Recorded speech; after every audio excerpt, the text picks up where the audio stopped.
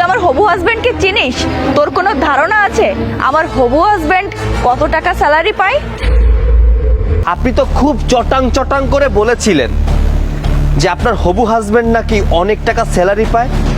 সেই হবু হাজবেন্ডটি আমার কোম্পানিতে জব করে। কি ব্যাপার সৈকত, আমাকে হঠাৎ এখানে কেন ডাকলে? শ্রুতি, মানে তোমার সাথে একটা ইম্পর্টেন্ট কথা ছিল, তাই তোমাকে এখানে আসতে বলেছি। ইম্পর্টেন্ট কথা? কি ইম্পর্টেন্ট কথা? শ্রুতি, যেদিন তোমাকে আমি তোমার পার্সটা ফিরিয়ে দিতে গিয়েছিলাম সেদিনই তোমাকে আমার ভালো লেগেছে। এরপর তোমার সাথে ঘুরতে ঘুরতে কখন যে তোমাকে ভালোবেসে ফেলেছি আমি নিজেও জানি না। তাই মনের কথাটা তোমাকে বলতে এখানে ডেকেছি।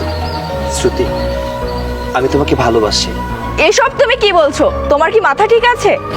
হ্যাঁ শ্রুতি, আমার মাথা একদমই ঠিক আছে। শ্রুতি, আমি তোমাকে অনেক ভালোবেসে ফেলেছি। আমি তোমাকে ছাড়া থাকতে পারবো না।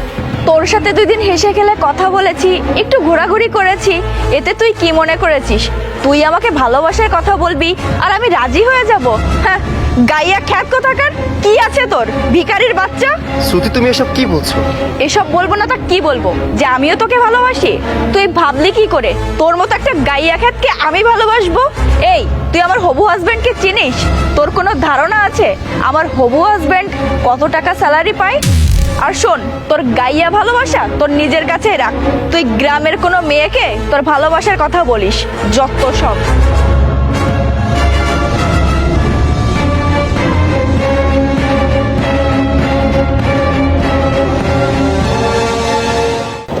আচ্ছা, তুমি কার জন্য অপেক্ষা করছো? সে কখন থেকে দাঁড়িয়ে আছি এখানে। আমি আমার সব থেকে স্পেশাল একজন মানুষকে আমার বিয়ের প্রথম কার্ডটা তাকে দিতে চাই। সে আর কেউ নয়, সে আমার স্যার। আর স্যারের এই প্রজেক্টে কাজ চলছে, সে কিছুক্ষণের ভিতর চলে আসবে।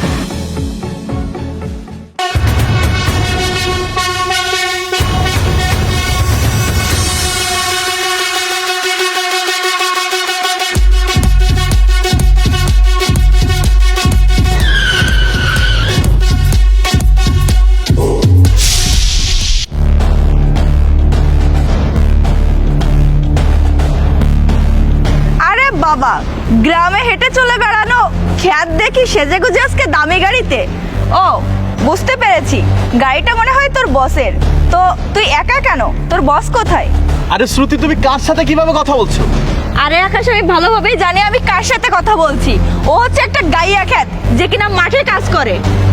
শ্রুতি, মুখ সামলে কথা বলো। কার সামনে দাঁড়িয়ে কিভাবে কথা বলছো? আকাশ, তুমি এই গাইয়া খ্যাতের জন্য আমার গায়ে হাত তুললে? স্টপ! আর একটা বাজে কথা বলবে না। তুমি কাকে গায়ে খ্যাত বলছো? তুমি জানো উনি কে? উনি আমার বস। আমি ওনার কোম্পানিতে জব করি। হোয়াট? তুমি এসব কি বলছো? ম্যাডাম, এতটা হাইপার হওয়ার কিছু নেই। আকাশ যেটা বলেছে একদম ঠিক বলেছে। কি ম্যাডাম, অবাক হচ্ছেন? অবাক হওয়ার কিছু নেই। আমি ওর বস আর ও আমার কোম্পানিতে জব করে। ম্যাডাম, প্রথম দিনে আমি বুঝে গিয়েছিলাম আপনি কতটা অহংকারী। তাই আমার সঠিক স্ট্যাটাসটা কখনোই আপনার সামনে শো করিনি। আর শুধু আপনি না, আমি কারোর সামনেই দেখাই না আমার কি আছে কি নেই। ম্যাডাম, আপনার কাছে টাকা সম্পত্তি আছে, উপরওয়ালা কিন্তু আমাকে কোনো কিছুতে কমতি রাখেনি। কিন্তু আপনি টাকা এবং সম্পত্তি নিয়ে অহংকার করেন, যেটা আমি কখনোই করি না। এখানেই আপনার আমার মধ্যে পার্থক্য। আচ্ছা ম্যাডাম, একটা কথা বলুন তো, আপনি যে বারংবার আমাকে গাইয়া খ্যাত বলে গালি দিচ্ছেন কেন? গ্রামের মানুষরা কি মানুষ না? ম্যাডাম, গ্রামের মানুষরাও কিন্তু মানুষ, তাদেরও আত্মসম্মান বলতে কিছু আছে। আমি গ্রামের ছেলে, গ্রামেই বড় হয়েছি। অনেক কষ্ট করে আজকে আমার এই অবস্থানে আমি পৌঁছেছি। গ্রামের মানুষের কষ্টটা আমি বুঝি। তাই গ্রামের মানুষকে নিয়ে কেউ কোনো কথা বললে আমি সহ্য করতে পারি না।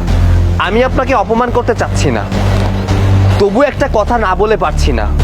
আচ্ছা, আপনি তো খুব চটাং চটাং করে বলেছিলেন যে আপনার হবু হাজবেন্ড নাকি অনেক টাকা স্যালারি পায়। এটা ভেবে কি এখন লজ্জা করছে না যে হবু হাজবেন্ডের কথা আপনি আমাকে বলেছিলেন সেই হবু হাজবেন্ডটি আমার কোম্পানিতে জব করে?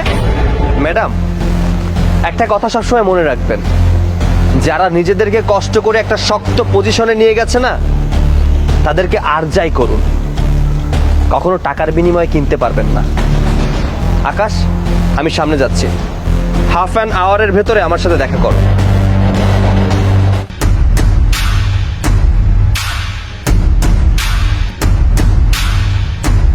ছি, তোমার মন মানসিকতা এত নিচ। আমি তোমাকে বিয়ে করতে যাচ্ছিলাম, যাক ভালো হয়েছে, বিয়ের আগে তোমার আসল মুখোশটা খুলে দিয়েছো, না হয় সারাটা জীবন আমার পস্তাতে হতো। আমি তোমাকে বিয়ে করতে পারছি না। ভালো থেকো।